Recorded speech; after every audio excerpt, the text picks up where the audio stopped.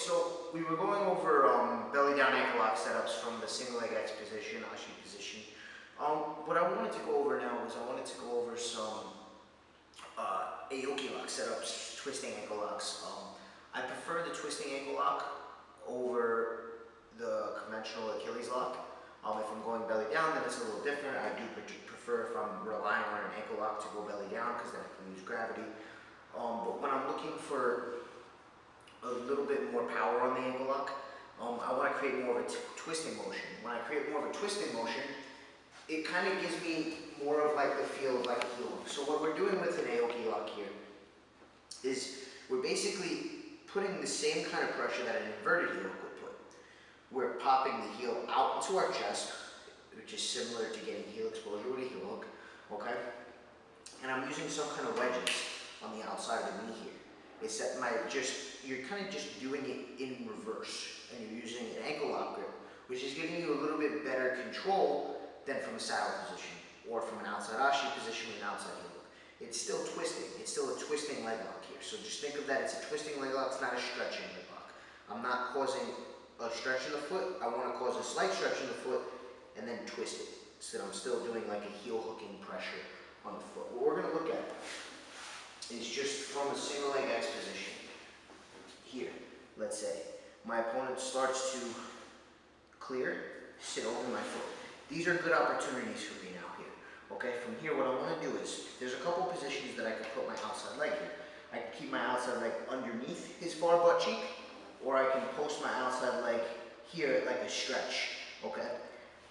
From here, if I leave my foot here, I'm using this to move my hips. If I put my foot here, I'm using it to move my hips. Because what I want to do is I want to move my hips to bring my chest back behind this heel, and what I want to do is I want to use this shadow hook here in order to kind of force a bend in his leg, and that's also going to assist me in popping his heel into place. So let's first look at popping the heel into place here, okay? This basic setup, and then our finishing mechanics here on this, okay? So we're here. I can leave my foot rested underneath here, okay? Or I can leave my foot posted here. If I leave my foot here, I'm now going to pop this in as a hook. Now from here, I'm not going to pop this in as a hook really long here near his hip, because I'm not using it as like a pushing shadow hook. I'm using this more behind the knee here, because I want to use this to kind of just like stretch and turn his leg out, because this is where the heel exposure comes from. With an outside heel hook, I want to cause an internal knee rotation here, okay, that exposes the heel. With this Aoki lock, I want to hold above the knee, because I want to keep him from being able to pull his leg out completely, but I want to give him just a little bit of play here. So I'm not really like pulling that in, okay? From here, I'm letting it just kind of come out a little bit here. I'm popping this in. So now I have a closed chain almost around his leg. From here, I'm going to push and I'm going to fold to my side here. Now from here, what I want you to see is that the heel is just going to pop right into this space right here. Now it's very important. I'm not letting his Achilles tendon be at my wrist. I want to go elbow deep, and I want this to be rested right here. I'm looking to grab my far shoulder here. I'm elbow deep. I'm not giving him any space, and I'm popping his heel right in front of my chest. So now when I keep this hook here, the purpose of this hook is it gives me a little bit of a wedge. The mat's also assisting in my wedging, but it's also keeping it from being able to boot through, try to boot through here. Okay? And my chest is blocking that. My elbow position is being reinforced by the mat here. Okay? Now from here, it's very important that when I get my finish, I'm putting my foot outside the hip. And now from here, for my finish here, okay? I can clasp bringing my elbows together here. Now from here, I put my foot over foot. I can, from here, I just keep this hook. And now from here, for my finish, I want to dip my shoulder. And look, I'm putting my ear to the floor. I'm dipping my shoulder, and I'm kind of raising this elbow this way to the ceiling.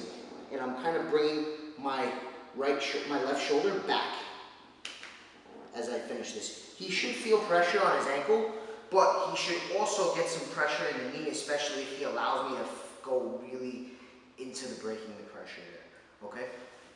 So let's watch our basic setup here again. I'm always elbow deep here. I'm holding above the knee, he clears.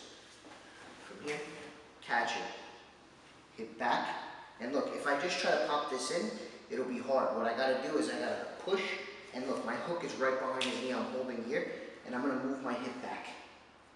Once I feel that pop into place, I'm here and here. Foot finds his hip, and I'm going to pull my hips in So I get a little bit of a stretch, and now from here, look, I dip, dip.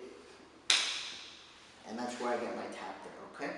So this is just our basic Aoki lock setup and our finish, and it's a rotational finish. I'm cutting my elbows and I'm bringing my top shoulder back, and my bottom elbows going to the ceiling.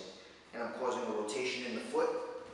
Remember, from here, this hook and the mat is my wedge outside the knee, the same as if I would have this positioning.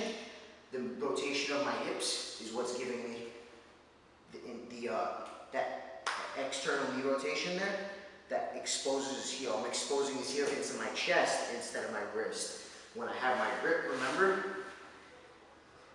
elbow deep, and my chest is blocking his foot from kicking through. Ideally, I want to keep this hook to keep him. He tries to boot. Okay? Right there. Okay, so that's